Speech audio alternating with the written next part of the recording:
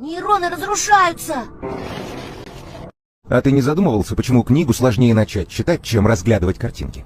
Смотрите, как устроен наш мозг. Он составляет всего 2% от нашего тела, но потребляет 20% всей энергии. То есть он потребляет очень большую часть энергии организма.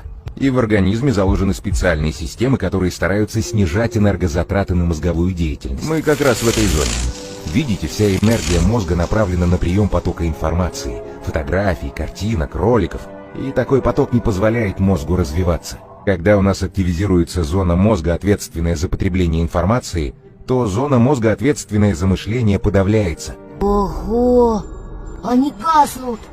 Видите, когда человек постоянно что-то смотрит в интернете, зона мозга, отвечающая за мышление, не получает достаточной энергии. Нейронные связи разрушаются, и эта часть мозга атрофируется. Смотрите! Нейроны разрушаются!